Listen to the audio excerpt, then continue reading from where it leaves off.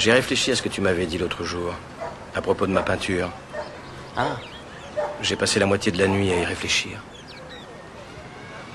Et puis j'ai eu un flash.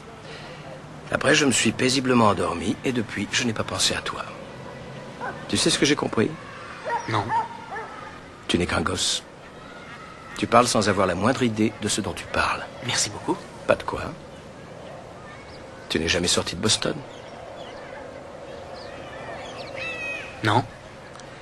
Si je te dis de me parler d'art, tu vas me balancer un condensé de tous les livres sur le sujet. Michel-Ange. Tu sais plein de trucs sur lui. Sur son œuvre, sur ses choix politiques, sur lui et sur le pape, ses tendances sexuelles, tout le bazar, quoi. Mais je parie que ce qu'on respire dans la chapelle Sixtine, son odeur, tu connais pas. Tu ne peux pas savoir ce que c'est que de lever les yeux vers le magnifique plafond. Tu sais pas. Si je te dis de me parler des femmes, tu vas m'offrir un topo sur les femmes que tu as le plus aimées. Il t'est peut-être même arrivé de baiser quelquefois.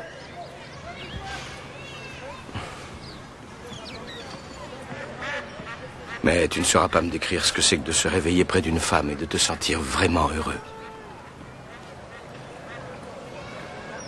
Tu es un coriace. Si je te faisais parler de la guerre, c'est probablement tout Shakespeare que tu me citerais. Une fois de plus sur la brèche, mes amis. Mais tu n'as pas vécu la guerre. Tu n'as jamais tenu contre toi ton meilleur ami. Tu ne l'as pas vu halter jusqu'au dernier souffle avec un regard qui implore. Si je te fais parler d'amour, tu vas probablement me dire un sonnet. Mais tu n'as pas connu de femme devant qui tu t'es senti vulnérable. Une femme qui t'est étalée d'un simple regard. Comme si Dieu avait envoyé un ange sur terre pour toi. Pour t'arracher aux profondeurs de l'enfer. Et tu ne sais pas ce que c'est que d'être son ange à elle. Et de savoir que l'amour que tu as pour elle est éternel. Et survivra à tout. Même au cancer. Et aux nuits passées assis dans une chambre d'hôpital pendant des mois en lui tenant la main. Parce que les médecins ont lu dans tes yeux que tu n'as pas l'intention de te plier aux heures de visite. Tu ignores ce que c'est que de perdre quelqu'un. Parce qu'on ne connaît ça que quand on sait aimer plus qu'on ne s'aime soi-même.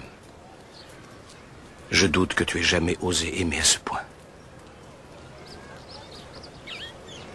Quand je te regarde, ce n'est pas un homme intelligent et solide que je vois. Ce que je vois, c'est un gosse culotté qui meurt de trouille. Mais tu es un génie, Will. Ça, personne ne le nie. Personne ne pourrait comprendre ce qui est au fond de toi.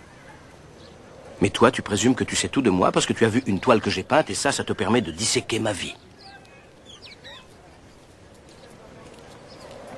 Tu es orphelin, n'est-ce pas?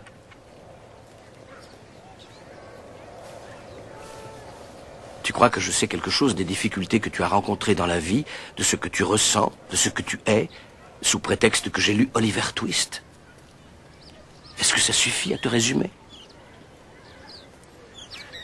Personnellement, j'en ai vraiment rien à foutre de tout ça, parce que je vais te dire, je n'ai rien à apprendre de toi que je ne lirai pas dans n'importe quel bouquin. À moins que tu veuilles me parler de toi, de qui tu es. Là, ça m'intéresse. Là, je suis à toi. Mais c'est pas ce que tu veux faire, hein, vieux? Tu as trop peur de ce que tu pourrais dire.